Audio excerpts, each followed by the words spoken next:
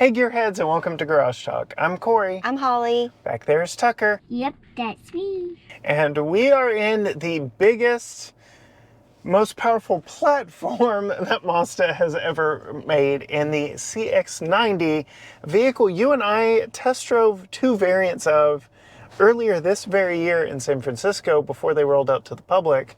But now here we are with it in our home turf, where we get to see what it feels like for our family of three. Stay tuned.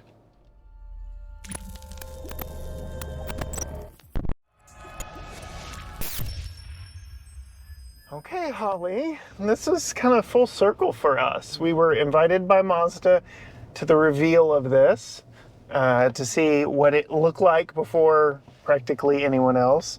We were invited back out for the first drive of this in San Francisco, my first time ever. We took it down Lombard Street, had a lot of fun in that. And now here we are, months later, in our home turf, kiddo in the back seat, child seat installed, on roads we are familiar with. We'll get into how it drives, but I remember from earlier this year, you having a generally favorable opinion of this vehicle. Yes. So we'll just kind of hit the high notes along the way. What are your thoughts on the exterior of this one, especially in this pearl white? Yeah, I like the pearl white. It gives it a very luxurious look. Yes, it does. I wish there were a little bit more curves on the front. And on the sides, sides. It's very minimalistic on its design approach. Yeah. The front end has garnered a little bit of criticism in the community for, as our friend and co-host on our premium channel says, a little deep sea fishish up front. That's what I was going to say. A little. But I don't know. Yeah. I don't know. Yeah, it's kind of got a stiff upper lip. Yeah, but not as much as like the CX-5 or 50. Like, it's got a softer version of that. Yeah, maybe. I don't know. Like some angles I look at it and I'm like, oh, that's sleek. And then other angles I'm like, it is nicer in person. Much better in person. It does not photograph as well. And I think that some colors are better on this design than others. For instance, that dark red color. Artisan red. Yes, the artisan red, I think does really well with this design. Okay, I have to ask. She's a bit of a bubble butt.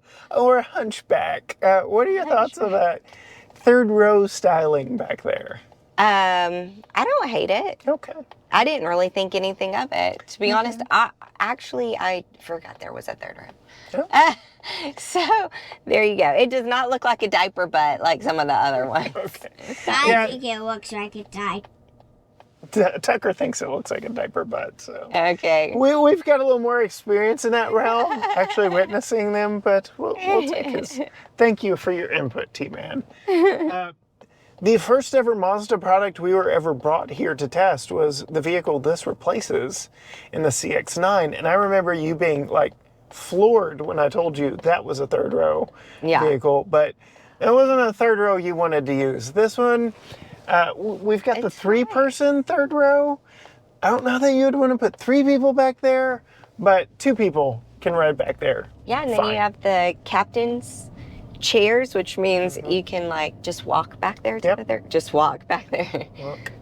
Yeah, so, but that's overall, nice. General, nice design. It is outside. nice. It's a nice design. Yeah. Like, I like it. I think driving down the road, it's very sleek and pretty, and it's definitely not one that would be stopped at a stoplight that you'd be like, ooh. Yeah. Very classy take on the Mazda design language. Yes. But yes, very minimalistic, especially on the sides. There was like nothing on the doors of visual interest. Inside, we do not have the wood trim or the book weaving, stitching, whatever. Which is super nice. Yeah, but this is the trim that I think most people are going to buy their Mazda CX-90 in. So what are your thoughts in here? I really love the inside. I think it is very stylish and very sleek, chic. Okay. Mainly with this like Stitching. gold stitching. Is it like rose gold or something? Kinda. But then it's not just, I don't know if you noticed that it's not just on this, but it's like accented in certain places on the car, like the air conditioner thing right there. And I think the combination with the black and the stitching is like super chic and upscale feeling. Then you do have this in lieu design. In lieu of shiny black plastic. And which I like a lot better. I do wish it was textured, though. It looks textured. And then you touch it. And then you touch it, it's not. And so then it's kind of like, oh, well, But I still like it. And then you have the silver right here. Still A+ over shiny black plastic. 100%, because you're not going to see fingerprints. Yep. And then climate control is very reminiscent of the CX-50 that we've been in, just a little more robust. We've got tri-zone climate here. You and I have heated and ventilated seats, so that's a nice touch. Yeah, two-person memory seat, a head-up display, which I know you like. Power seats, comfy seats. Very large screen up here that when you are in Apple CarPlay is touchscreen. But we've got the knob, the very got the knob. I like the knob. Controversial knob.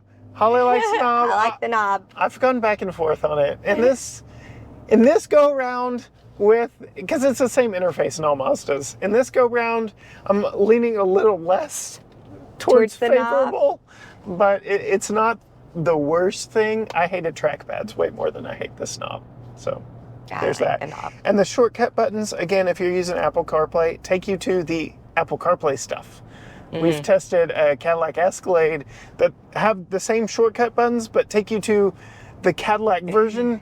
And I'm like, no, I don't want to use your GPS. I've got my GPS. Like, no. So, rant over. Seats. How are the seats? The seats are comfy. Yep. The bottom is a little on the firmer side, but overall comfy. Yep. Good lumbar support. Steering wheel is a steering wheel. Not a lot to write home about. Mazda has got a more sporty steering wheel. This has got a little bit of pad and cush to it compared to some of their others that are like hard and firm and race inspired. But very nice. Then we've got the full digital gauge back there, which this is a first for Mazda to go fully digital. Thoughts on that now that we're on our home turf and you can focus a little more on not getting lost in the redwoods of California? Right. I mean, they're fine as far as digital gauge clusters go. I'm not a huge fan of digital gauge clusters, but I guess I'm just going to have to get over it because it's the wave of the future, I guess. Cheaper to manufacture, so yeah. But if it breaks, what do you do? And then visibility, we've got good cameras in this. I like how we can kind of see beside us here and how we can actually actuate this while in motion. So it can help you park. There's a camera shortcut button here, but what's visibility like for you in general driving? It's mostly good. Yeah. The back window with the captain seats is a little bit shorter. But other than that, the side windows are nice and big, and we've got blind spot monitoring and all the typical things you would expect in a premium luxury 3-row SUV. Which I guess translates to ride and handling as we're coming up on Tucker's wobbly head test, the historic brick streets of downtown Tyler, Texas. As we're waiting on our turn to cross traffic, what have been your thoughts so far on just kind of general driving in this? Steering, heavy, light, sporty? How's that feel for you? A little medium on the heaviness. Mazda leaning into that zoom sportiness a little. Yeah. But it's been nice and smooth. Yeah. The ride, we're on the brick streets now, Tucker. How's your wobbly head back there? Great. So a little firmer than perhaps Little the firmer. last luxury SUV we brought back here.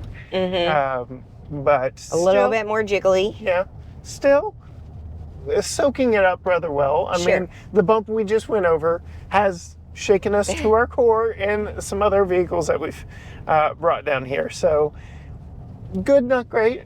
Good. Yeah. It's not beating us up.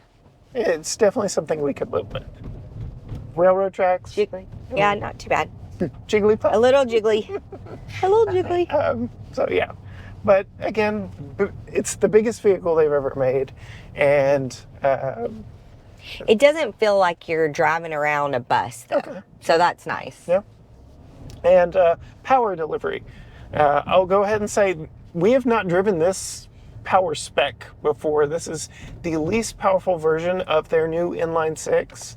It is a mild hybrid system.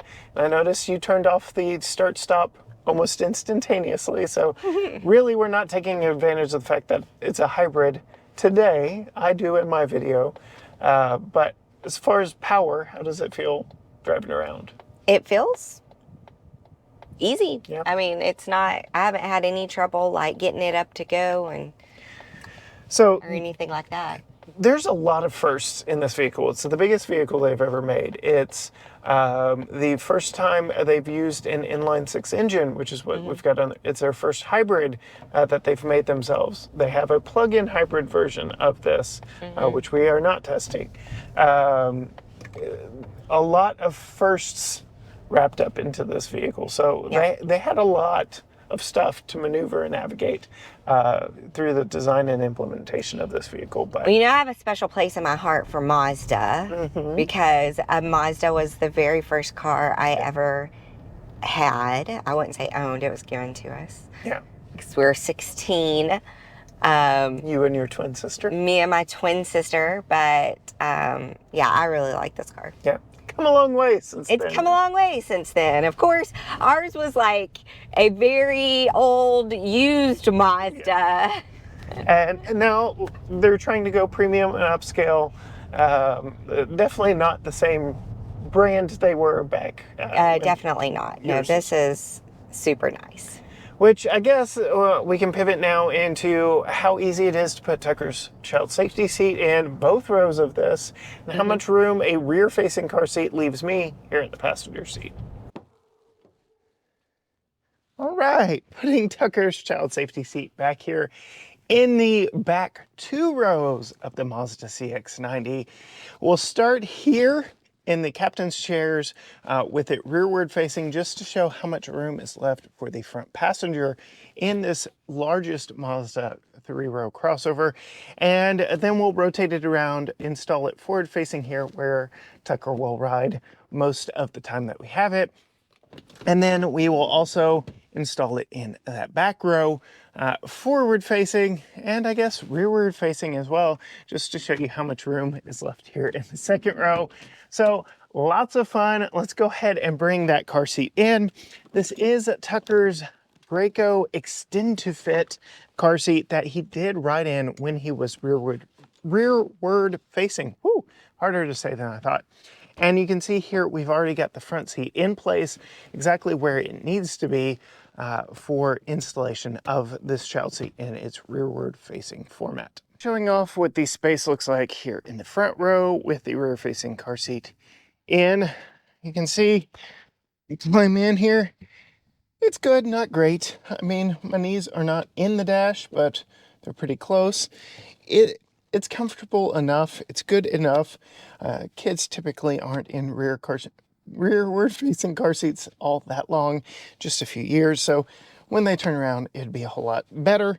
But just wanted to show you what the space looked like up front here. So as you can see, even with this seat slid all the way back, it's good, not great space up there in the front with this in its rear-facing format. While we've already got it tilted back, let's just go ahead and put it in the third row with it rearward-facing and see how that does. So we'll drop it down. I will note that this is not a child seat friendly second row seat because the back leans forward in order to slide forward. But I will note before we climb back there that the rear seat does have lower latch points only on the passenger side.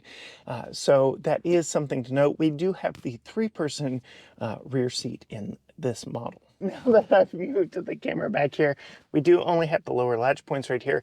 The middle seat is so narrow, I can't imagine anyone actually riding back here 3 across, but it can be done. You can also option a 2-person third row seat. This is a 60-40 split bench, second row in its 3-person configuration.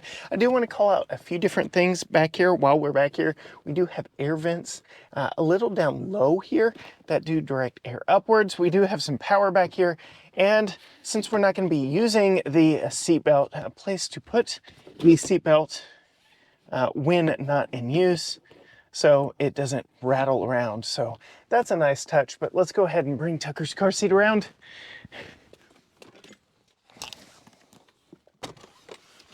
So the doors open wide enough, but whew, trying to get this tall car seat in is tough.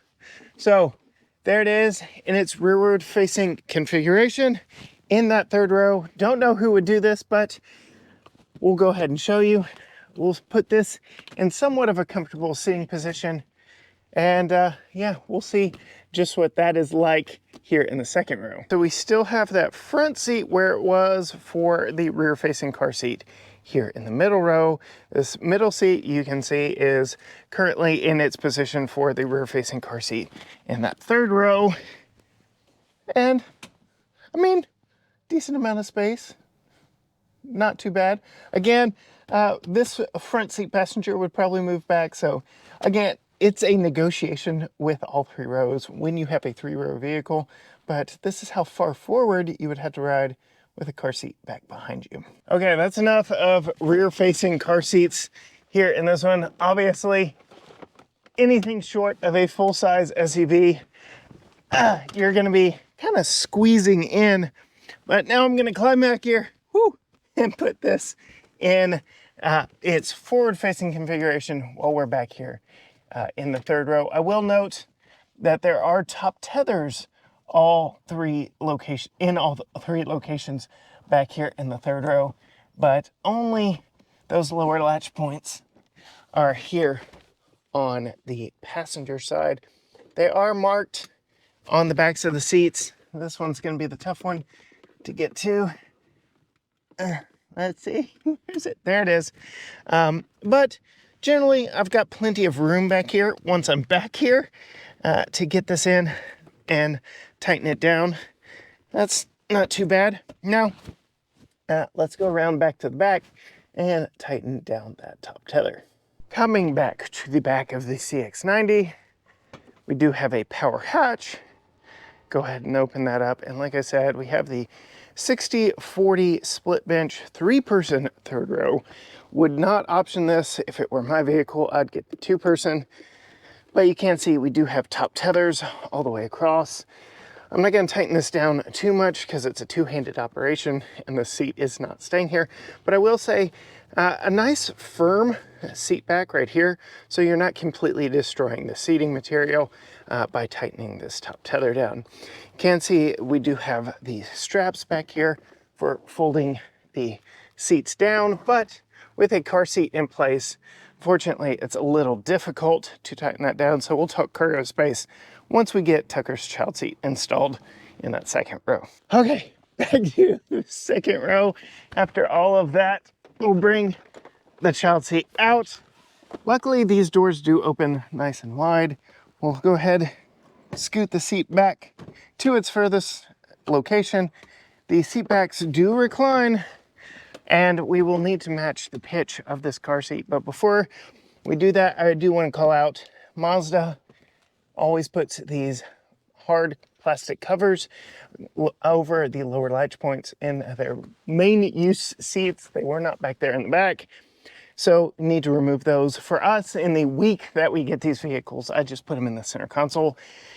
For long-term use, it's up to you to keep track of them. So not my favorite for long-term use, but it gets the job done. I'm gonna go ahead and lift the headrest here because I'm gonna put that top tether through. We do have top tether locations on the backs of these seats as expected, but you can see here we've got the recline in about the right spot. With those plastic covers removed, the lower latches are very easy to find and access. Plenty of room in here right now to get in and tighten this car seat down, snug it up very nicely. And then because these do slide, we can move it forward quite a bit. You can see I've left that seat where it was for the rear facing format, which allows us to go all the way up and very easily access that top tether on the back side of this front or second row of seat. Unlike the third row, you're going to be squishing the seat fabric a lot as you tighten this down. So that is a slight problem. Again, if you're going to be leaving a car seat installed for any length of time here in the Mazda CX-90. But there you go, 4 different positions and locations of child seat installation here in the Mazda CX-90. As far as the second seat goes, I give it a solid B for ease of installation and just how much room is in here. For that third row though, it is really tight back there, and I definitely wouldn't option the 3-seat. I'm sure it's nice to have that third seat belt for an option if you needed it. Just wouldn't go for it. Another thing, not my favorite back here, the only air vents are on the back of the center console. There aren't any in the ceiling or anything like that. But again, solid B for child seat installation in the Mazda CX-90. Now, as promised, I would show you the cargo space with the rear seats up and down. Nice amount of cargo space in this one. They paid a lot of attention to making this bigger than the CX-9. We have this false load floor here with not a lot underneath it. You get all this hard plastic, which will rattle and make a lot of noise if you put anything hard on it. But you can see there are various different little cubbies in which you can store things. So that's, you know, it is what it is. We'll go ahead and put the floor back in place. And then, as I showed you, we have a manually folding 60-40 split bench second row that really does give you tons of cargo space here in this one. Being that we only have a family of 3, this is how we would ride around most of the time. Ample amounts of storage space back here, which is very nice. We do have a little bit of light back here. We have a bag hook, got a little bit of storage right there. And then we have some power back here for tailgating and another bag hook over here. And I showed you when installing the child seat in the third row, I really like the seatbelt anchor points, tether points, so they don't rattle around and make a lot of noise when you have that third row folded down. All right, so storage is fairly good. If we bought this, we would have that third row folded flat like 99% of the time. Yeah. Because we don't need it for our family of 3, which is interesting. I know other parts of the world have a CX-70, which doesn't have the third row, or as I called it, the hunchback bubble back there. So very interesting to see if America gets one of those. Stay tuned. But yeah, I like it. Yeah. But I don't know that we need the 90. 3 rows? Yeah. But it would be nice to have, like you said, in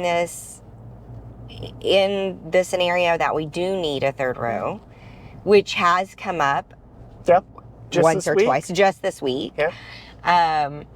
So it wouldn't be nice to have the option, depending on the price range of this. Yeah, we'll get into that shortly. So. But yeah. And what's the gas mileage?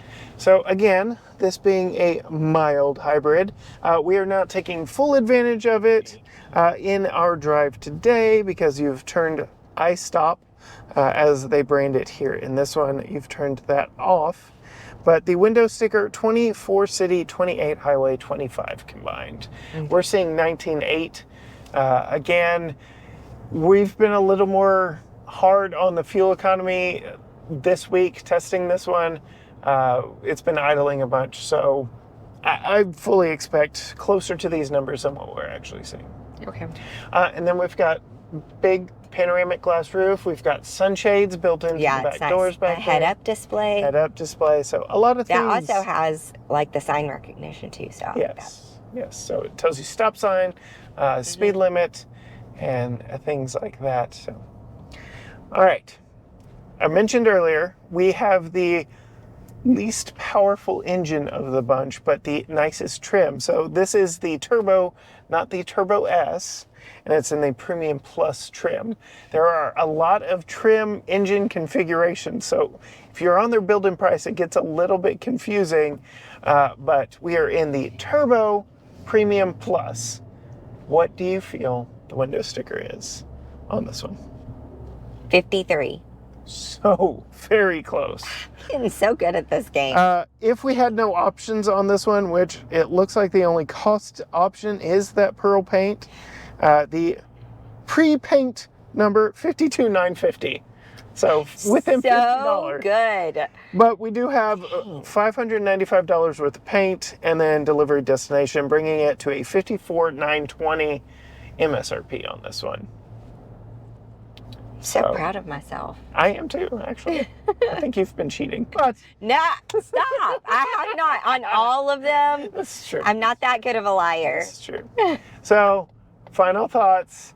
Could you see, you've already kind of talked me into the third row. Yeah. Could you see this one fitting in our life and lifestyle, given that it fits in our garage? I could definitely see this being a contender on the list.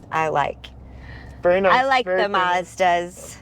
Qi wireless charger up here that mostly works. I've had intermittent issues with it, but all the way around. It does, like, the style gives it, like, makes it feel like you're driving a more expensive car. Yeah. Than this. I like it. Now, we didn't talk about the storage, though. Oh, yeah. So one shortcoming all the way around. It's just a little tight on the storage, but other than that. If you want to see more from Holly, some behind-the-scenes stuff from her, go find her on Facebook and Instagram at Female Consumer. You can find all things GT Garage Talk at GT Garage Talk, Facebook, Instagram, X, TikTok, YouTube, Threads, all the things at GT Garage Talk, or you can go to gtgaragetalk.com. But as for us, now on our home turf in the Mazda CX-90. Until next time, Gearheads. Bye.